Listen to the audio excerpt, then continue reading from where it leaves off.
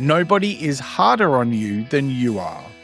All day long, that voice in your head picks you to pieces, and you've probably never really questioned it because it feels like it's telling the truth.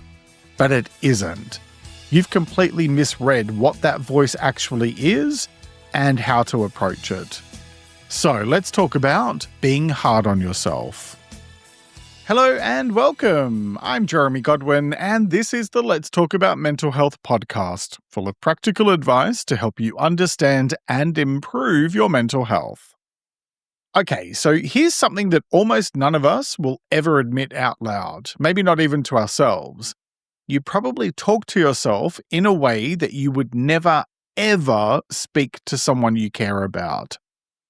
If a close friend told you that they'd messed something up, you'd be kind, understanding, supportive. You'd give them a bit of grace, right? But when it's you go straight to the judgment. It's not good enough. I should have done better. What's wrong with me? And look, if that's you, let me just say this very clearly. There is nothing wrong with you for having that voice. Nearly everyone has some version of it. For some people, it's loud and constant. For others, it's a quiet hum in the background that never quite shuts up. It shows up differently depending on your life, your upbringing, what you've been through, etc. But the voice itself, it's almost universal. Now here's the part that matters though, and it's why I wanted to talk about this topic today. Most of us assume that being hard on ourselves keeps us honest, keeps us sharp, keeps us from getting too comfortable. And so we never think to question that voice. And that's the trap, because that assumption is doing you real harm. And I'm going to show you exactly how it is. Because when you understand what that voice actually is and where it comes from, you can finally stop being at its mercy. The good news is that you don't have to win some massive, epic, impossible battle in order to silence it. You just have to learn how to work with it, because that changes everything, and that's what we're going to explore today. Now, before we go any further, I just want to give you something really quick to try if you're struggling with that voice. It's small, but it does a lot. For the next day or so, just notice the voice. That's it. Don't fight it. Don't argue with it. Don't try to shut it up. Just catch it in the act and quietly go, oh, there it is again. Because at the moment, that voice probably feels like it's just you, just the truth, blending into the background of your own thinking. And the moment you start noticing it as a voice, as a thing that's happening, rather than a fact about who you are, you put the tiniest bit of space between you and it. You are not the voice in your head. And so creating that little gap is where everything we're going to talk about today actually becomes possible. All right, so let's define what this is all about, because it's probably not what you think. So let's talk about what being hard on yourself really looks like. At its simplest, it's the habit of treating yourself as a problem that needs to be corrected rather than being a person that needs to be supported. It's holding yourself to a ridiculously high standard that you'd never impose on anyone else, and then punishing yourself over and over again for not meeting those impossible standards. And the thing is that it doesn't look exactly the same for everyone, which is precisely why so many people don't realize that they're doing it. For some of you, it's loud. It's a running commentary that narrates everything you do and enjoys picking it all to pieces. You know, you make one small mistake and the voice is right there saying, "You idiot, you always do this. What's wrong with you?" Now, for others, it's much quieter than that and honestly, more insidious. It's a low, flat sense that whatever you do, it's never quite enough. you finish something and instead of getting any satisfaction, there's just the thought of, okay, what's the next thing? And a vague feeling that you should have done the thing better or faster or sooner. For some people, it sounds like a parent or a teacher or whoever it was that made you feel like you were always falling short of expectations. You absorbed that voice so long ago that now it just feels like it's yours, like it's the truth about who you are. And for a lot of you, it doesn't even show up as words at all. It shows up as holding yourself back. You don't go after the thing you want. You don't rest when you're exhausted. You don't let yourself have the good stuff in life. Because somewhere underneath, there's a quiet verdict running the entire show. I don't deserve that. I haven't earned that. Who am I to want more? So however it shows up for you, let's talk about what it feels like on the inside. It feels like you can never quite relax because there's always a part of you that's disapproving and judging. It feels like nothing is ever fully good enough to just enjoy. It feels like exhaustion, the specific kind that comes from carrying a critic around with you everywhere you go. And maybe the loneliest part is that it feels completely justified, like you're just being realistic or keeping yourself accountable, or that maybe being hard on yourself will make you better. But that belief that the harshness is actually helping you is completely backwards. And once you really see why, you can't unsee it. So with that in mind, now let's talk about why being hard on yourself backfires. Okay, so here's where stuff gets real. The common belief is that being hard on yourself pushes you forward, but the truth is that it does almost the exact opposite. And to see why, you have to understand what that voice is actually doing to your body and your brain. When you attack yourself, even silently, even just in passing, a part of you reacts as if it's under threat. Because it is. Your system cannot tell the difference between a critic on the outside and a critic on the inside. It just registers the critic, and it registers danger. And when you feel under threat, your brain does exactly what it's built to do in the case of danger. It narrows its focus. It braces for impact. It gets ready to protect you, not to help you do your best work or to grow or to take a chance, but to survive. So the more you criticize yourself to try and improve, the more you're actually pushing yourself into the one state where improving is hardest.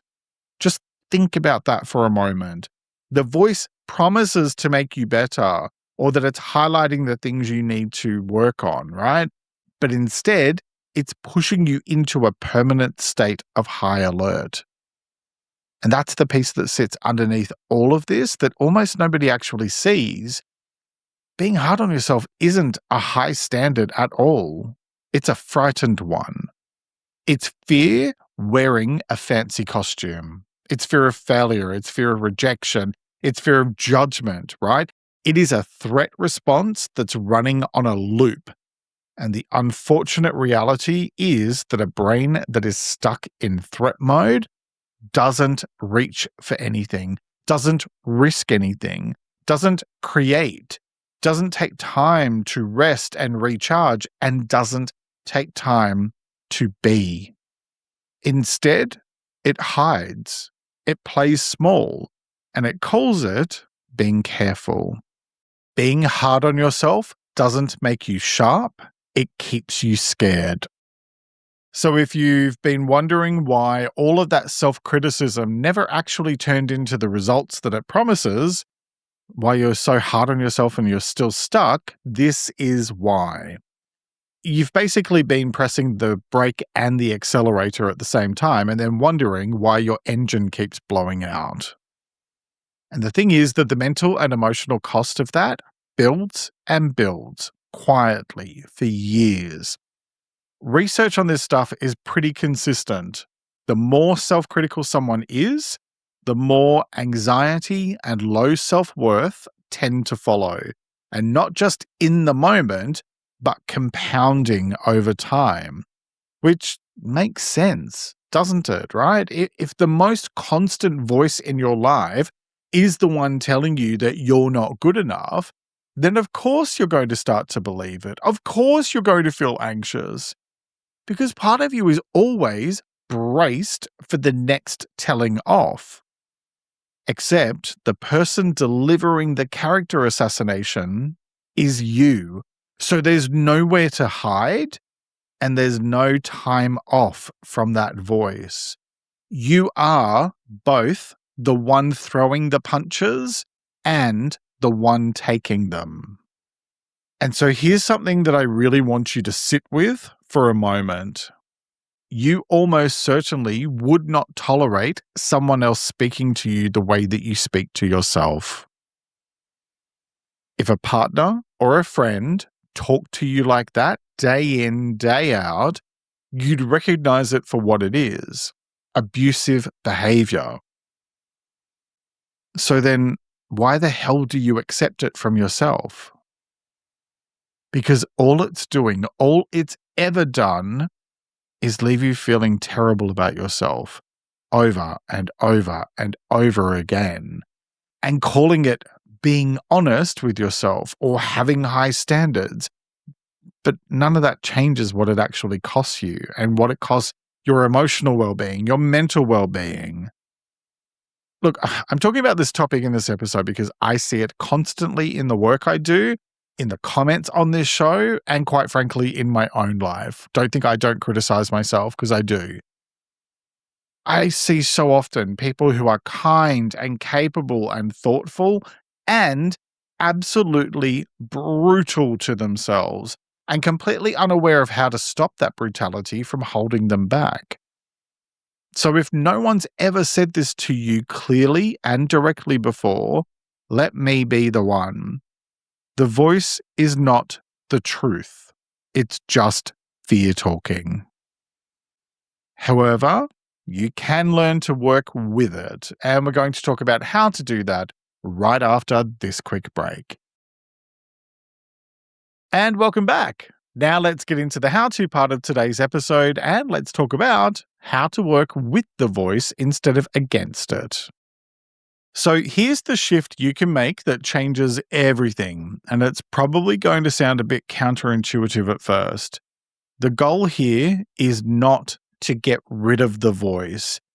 I know, that's probably what you came here for, but you've very likely already spent years trying to shut that voice up. And how's that been going for you? Let me guess. Not so great? And no surprises there, really, because the voice is sticky and it will cling on for dear life. The harsh stuff especially tends to dig in and resist any attempt to argue it away. So we're going to stop fighting a battle that you cannot win and instead start doing something that actually works. Here's how. First, stop trying to win the argument. The first thing for you to do here is to stop arguing with that voice. Now, this won't apply to everyone because some of you are in a situation where you let that voice just rip you to shreds, which is totally understandable, and we're going to circle back to that shortly.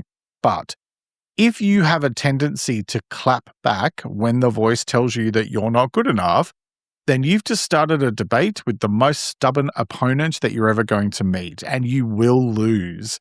Because part of you doesn't believe your comeback.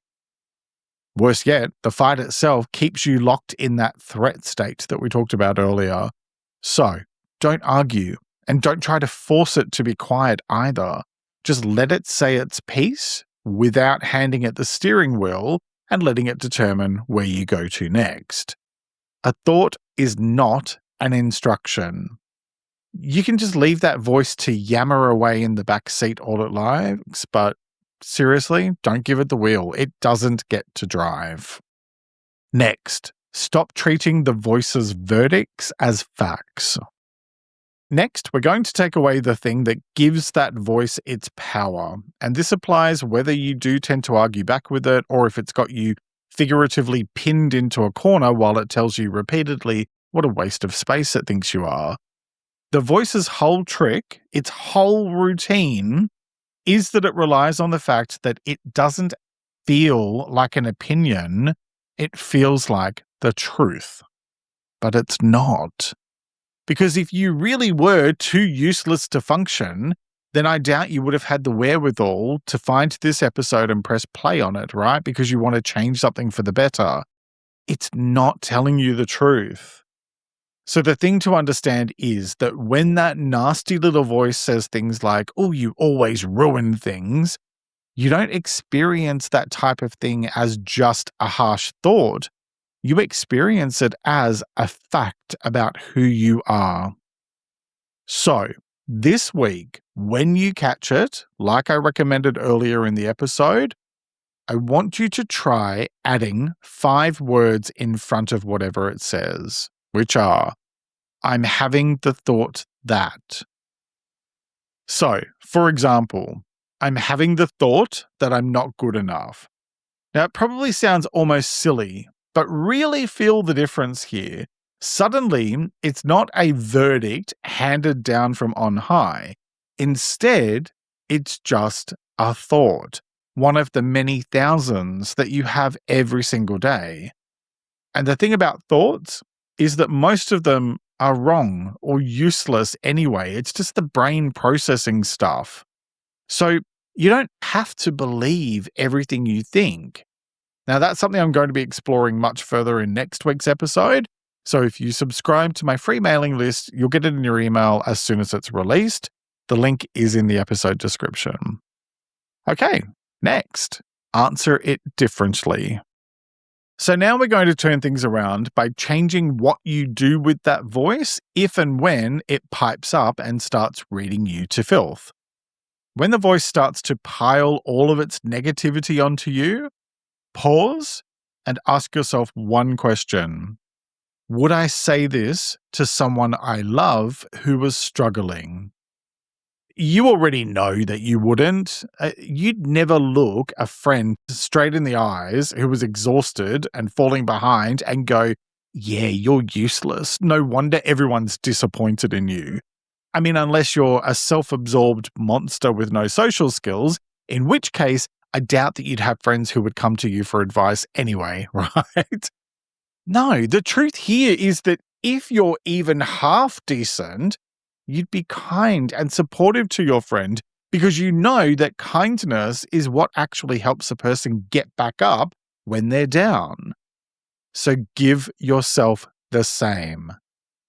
Now, just to be clear, this is not about fake cheerleading. It's not about pretending everything's fine. You do not need to rah-rah if you're not in a rah-rah headspace, okay? It's just the basic decency that you hand out to everyone else for free and finally showing that decency to yourself. This isn't you going soft on yourself either. In fact, it's quite the opposite. It takes real strength to treat yourself with respect when every habit that you've got is screaming at you to tear yourself to shreds. Now, if you do tend to struggle with being kinder to yourself, I went deeper on exactly that topic in episode 326, so I'll leave that linked in the description. Next, move forward while the voice is still talking. Here's a big mindset shift, so let yourself just sit with this for a bit. You do not have to wait for the voice to stop before you live your life. A lot of the time, we think that we have to fix our confidence first, silence the doubt first, feel ready first, and then we can act. No. You act while the voice is still going. You feel the "I can't," the "who do you think you are," the "you're going to embarrass yourself," all of that. You feel it all and you do the thing anyway with the voice still chirping away in the back seat. Because every single time you move forward while it's talking, you prove it wrong in the only language that works, which is action, not argument. And motivation doesn't just come from nowhere. Motivation follows action. So does courage. And courage was never the absence of that voice. It's doing the thing while it's still yapping at you and telling you what a terrible person you are. Next, build a new habit on purpose. Okay, so none of this is one and done or a magic overnight cure, and I'm not going to pretend that it is. You've spent years up until this point, maybe even decades, wearing a groove into your brain that sounds like that nasty little voice, and you don't undo all of that in a single afternoon. So, this is about an ongoing practice, not making a sudden switch. Every time you notice the voice, instead of obeying it, every time you answer yourself with a little bit of decency instead of contempt, you're laying down a new track. And at first, it's probably going to feel awkward and clumsy and forced and maybe even a bit fake. And that's fine. That's normal. That's what new feels like. Nothing changes if nothing changes. And this is you changing the thing, one small and honest step at a time. Next, get curious about where it came from. Okay, so one more big picture piece that makes the rest easier. When you've got a bit of emotional room to spare to do it, get curious about whose voice that actually is. Because harshness is learned. Nobody is born tearing themselves to shreds. Somewhere along the way, you picked it up, maybe from a parent or a teacher or a culture that confused punishment with improvement, or an environment where you only felt safe if you got things right. Mine was a mix of family and a couple of really toxic workplaces, and I'd developed this thing over time that I thought was discipline, but that really just turned out to be a whole bunch of survival mechanisms that I'd cobbled together to help me cope in unhealthy environments. Now, figuring out that sort of thing takes a huge amount of time to identify, right? And even longer to process. But it's such a relief when you do, because here's the freeing part. If that voice was learned, it can be unlearned.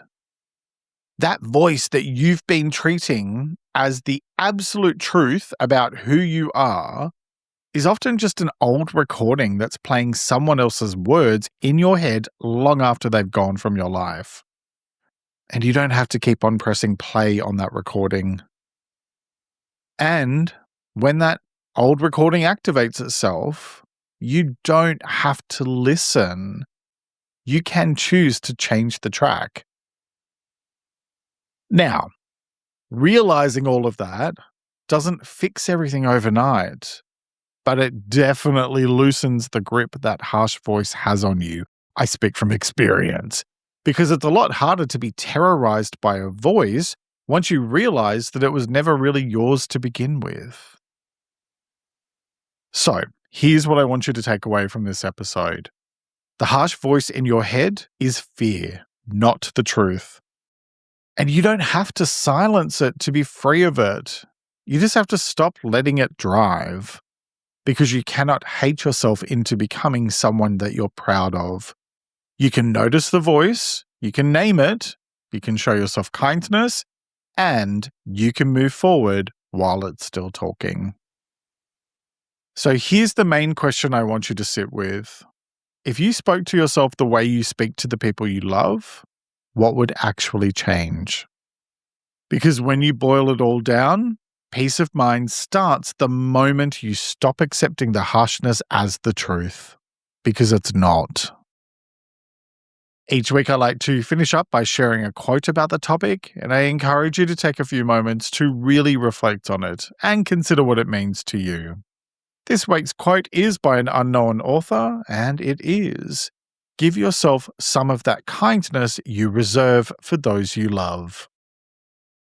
Let me repeat that. Give yourself some of that kindness you reserve for those you love. All right, that's it for this week. If you found this helpful, please share it with someone who might need to hear it and leave a rating or review on your favorite platform because it really helps more people discover the show and the advice I share. And if you'd like to support my work, you can join my Patreon. It's linked in the description below. Thank you very much for joining me today. Look after yourself and make a conscious effort to share positivity and kindness out into the world because you get back what you put out. Take care and talk to you next time. Join me next week when I talk about why you don't have to believe everything you think. And check out my episode on improving your self-worth next. It's linked in the description. I release new episodes every Sunday, so follow or subscribe to never miss an episode.